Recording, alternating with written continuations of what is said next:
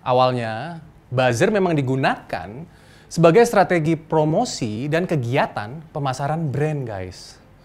Namun seiring dengan berjalannya waktu, panggung buzzer kerap dimanfaatkan untuk kebutuhan lain, seperti kepentingan politik.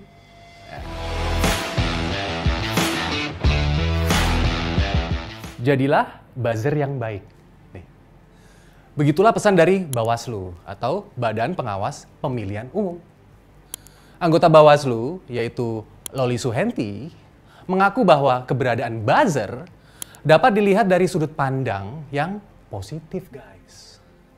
Karena para buzzer atau pendengung itu memiliki daya jangkau yang luas untuk menyampaikan informasi. Menurutnya, buzzer yang baik itu adalah buzzer yang tahu cara menyebarkan informasi yang benar. Jadi, informasi yang disebutkannya itu akurat. Harus akurat loh ya. Oleh karena itu, buzzer bisa berada dalam posisi yang mulia. Nah, caranya gimana? Nah, caranya kata si Mbak Loli, kalau informasi yang disampaikan itu membawa kebaikan buat publik dan tidak memecah belah, memberikan informasi yang benar, maka buzzer ini akan ada dalam posisi yang sangat mulia. Nah, dalam jurnal The Construction of Buzzer Identity on Social Media, Rizmi Juliadi menjelaskan bahwa buzzer merupakan salah satu aktor, guys, di media sosial yang memiliki peran sebagai influencer. Oke? Nah, yaitu membujuk para pengikutnya tentang topik tertentu di media sosial atau medsos. Pembujuk tersebut berbagi pendapat tentang topik tertentu dari perspektif yang unik, guys. Sehingga banyak orang akhirnya terpengaruh. Masih banyak orang yang belum sepenuhnya memahami konsep buzzer, guys. Oh, ternyata ya. Termasuk fungsi dan cara kerjanya dalam strategi promosi untuk kepentingan bisnis, terus aksi sosial, dan kepentingan politik. Buzzer secara harafiah dapat diartikan sebagai pendengung, guys. Yaitu orang yang jago meniupkan buzz atau dengungan yang riuh atau berisik di belantara opini. Maksudnya, buzzer merupakan orang yang lihai mengangkat suatu topik dan menjadikannya berdengung alias ramai dibicarakan. Nah, bikin ramai alias berisik, guys, sehingga menarik perhatian netizen. Nah, ya, tujuannya adalah untuk menarik perhatian netizen di era informasi yang melimpah ruah saat ini. Karena belantara informasi di dunia maya sudah begitu padat, guys. Maka mereka perlu buzzer sebagai orang yang bisa bikin keriuhan untuk menarik perhatian. Riset oleh Center for Innovation, Policy and Governance pada tahun 2017 lalu memaparkan beberapa karakter yang dimiliki oleh buzzer. Di antaranya adalah buzzer memiliki kemampuan untuk melakukan perbincangan dengan netizen agar pesan yang disampaikan menjadi persuasif dan dapat dipersonifikasi. Oke? Nah, senjata utama mereka tentu saja adalah media sosial dan aplikasi pesan pribadi. Jumlah akun pengguna media sosial meningkat terus, guys. Contohnya nih ya. Pada awal 2021, tercatat sebanyak 170 juta akun. Bayangin. Nah, sudah meningkat menjadi 191 juta pada awal tahun 2022. Dan pada awal tahun 2023, mungkin sudah melewati angka 200 juta akun, guys. Begitulah peran buzzer dengan dengungan mereka yang riuh di dunia maya. Dengan kelihayan berkomunikasi di media sosial, mereka merangkai kata yang cenderung persuasif untuk menyebarkan topik, terus membuat netizen setuju dengan topik tersebut. Sekarang kita ungkap hal sensitif yang sering dipertanyakan oleh masyarakat. Oke? Ya. Gini. Benarkah buzzer bekerja atas permintaan dan bayaran pihak tertentu? Atau sukarela alias cuma relawan? Buzzer bisa sendirian, bisa juga berkelompok. Mereka bisa bergerak karena keinginan sendiri, karena idealisme, atau fanatisme terhadap brand atau pihak-pihak tertentu. Tapi bisa juga memang dibayar untuk membahas topik tertentu.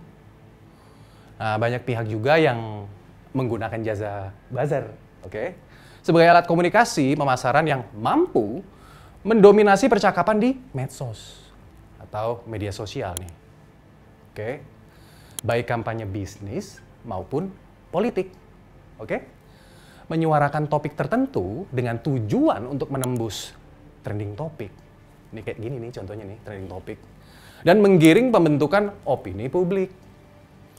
Hal ini bermula dari dunia marketing dan advertising sejak adanya kanal digital, guys. Penemuan jejaring sosial mendorong perpindahan cara pemasaran secara digital. Oke? Buzzer menjadi salah satu wujud perkembangan periklanan dalam media digital. Media digital nih kayak gini. Oke? Nah, teknologi mobile memudahkan proses tersebut dengan pemasangan iklan melalui media digital. Seperti TV, radio, medsos. Oke? Nah, perkembangan pesat antara dunia industri dan teknologi mobile itu berdampak pada cara pemasaran suatu produk. Sehingga periklanan jauh lebih banyak merambah media sosial, guys. Ini kayak gini nih. Semua orang bisa menjadi buzzer sekarang. Disadari atau tidak. Misalnya ketika seseorang menyukai brand tertentu dan dengan sukarela membahas topik terkait brand di akun medsosnya, lalu menjadi ramai, guys, dibicarakan. Nah, kondisi tersebut menjadikan orang tersebut sebagai buzzer yang tidak disengaja atau dibayar. Ada juga yang memang menjadikan buzzer sebagai profesi, di mana mereka akan mengangkat topik sesuai permintaan klien. Oke? Nah, biasanya buzzer seperti ini bergerak dengan berkelompok atau menggunakan beberapa akun sekaligus. Ternak akun. Tujuannya adalah agar topik yang diangkat menjadi cepat viral atau masuk dalam trending topik. Dalam dunia bisnis dan marketing ada peran yang paling sering dilakukan, yaitu peran supporting dan defensif. Dengan cara membangun citra positif dan mengklarifikasi isu negatif. Bahkan bisa dilakukan untuk menggagalkan campaign pemasaran pesaingnya. Gila kan? Nah, ini adalah peran ofensif untuk merusak citra kompetitor bisnis. Nah, pada konteks politik, buzzer sering berperan ofensif, guys. Contohnya komunitas K-pop di Amerika Serikat berperan sebagai buzzer untuk manipulasi acara kampanyenya Donald Trump pada waktu itu. Contohnya gini, mereka mereservasi 1 juta tiket konvensi Partai Demokrat sehingga tim sukses Donald Trump mengira bahwa hall tempat kampanyenya pasti penuh, udah penuh. Padahal komunitas K-pop tersebut sengaja menyebarkan pesan untuk memesan tiket, tapi tidak datang ke acaranya. Dan akibatnya convention hall tempat kampanye Donald Trump jadi sepi, guys. Dan hebatnya, hal itu dilakukan dalam kurun waktu hanya 24 jam agar tidak ketahuan dari tim kampanyenya Donald Trump. Begitulah peran buzzer semakin meluas cakupannya hingga ke ranah politik. Nah, bagaimana dengan peran buzzer di ranah politik praktis di Indonesia? Buzzer dapat berperan untuk menggiring opini, bahkan menjalankan suatu campaign karena fungsinya sebagai alat komunikasi pemasaran politik. Perang buzzer tak terhindarkan dalam setiap momen politik dan pemilu, guys. Perang buzzer politik adalah perang cyber yang operasinya dilaksanakan oleh pasukan pendengung. Sebagai cyber army, mereka tidak pernah berhenti berdengung di ranah politik Indonesia. Tim buzzer itu beroperasi dengan cara yang sama seperti gosip. Virus akal budi itu menular dari satu orang nih guys ke komunitas. Nah, lalu dari komunitas menular lagi ke komunitas yang lain. Penyebabnya adalah budaya latah. Ya lo tau lah. Ya. Menerima segala sesuatu begitu aja dan ikut-ikutan tanpa kesadaran. Ketika hampir semua orang di dalam komunitasnya membicarakan hal yang sama, anggota lain akan berpikir bahwa, oh iya, itu benar. Benar itu. Nah, pada akhirnya, virus itu diterima secara meluas dan dianggap sebagai kebenaran. Teknologi medsos memberi mereka ruang untuk bebas melakukan provokasi atau agitasi. Bahkan pola permainan di media sosial yang membentuk opini atau pandangan umum itu akan semakin terstruktur, sistematis, dan masif. TSM guys. Jangan lupa loh, itu nanti TSM menjelang di tahun politik 2024 nanti nih. Nah, resiko yang dihadapi adalah pastinya perpecahan publik, oke? Sudah banyak pihak yang mensinyalir awal dari bencana digital akan menjelma ke tataran publik atau bahkan bangsa, guys. Namun, perang opini atau sekedar komentar bernada negatif antar kubu itu terus berlangsung karena adanya kepentingan dari berbagai pihak. Oke. Pemerintah kerap kali dituding, ini yang lucu nih, turut memelihara buzzer. Nah, padahal pihak lain juga beternak buzzer juga untuk menyerang kebijakan pemerintah. Oke? Nah, mereka ada di berbagai kubu yang aktif memproduksi konten-konten di media sosial yang memancing respon negatif. Sebagian besar responden dalam survei Litbang Kompas menilai bahwa hal utama yang membuat polarisasi atau keterbelahan antar kubu kian meruncing, guys, adalah orang-orang yang secara sadar memperkeruh situasi. Ini gue ulang ya. Orang-orang yang secara sadar memperkeruh situasi. Oke? Nah, informasi yang tidak lengkap, tidak valid, sampai hoax menjadi bahan yang menyebabkan polarisasi semakin meruncing. Informasi yang berasal dari sumber yang tidak kredibel bahkan yang termasuk hoax dengan mudah memancing serangan-serangan antar kubu. Oke. Nah, pada hasil survei Litbang Kompas ditunjukkan faktor lain yang dinilai publik menjadi penyebab utama keterbelahan yang kian berlarut-larut, yakni kurangnya peran tokoh-tokoh utama dalam meredakan perselisihan. Nah, itu ada di 13,4%. Sementara teknologi media sosial itu 5,8%, guys.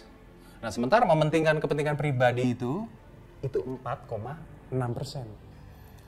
Dan minimnya semangat persatuan itu 2,1%. Ya, disrupsi teknologi ya telah mengubah landscape politik kita menjadi berdimensi digital, guys. Perang cyber tidak terhindarkan karena memang saat ini merupakan era digital.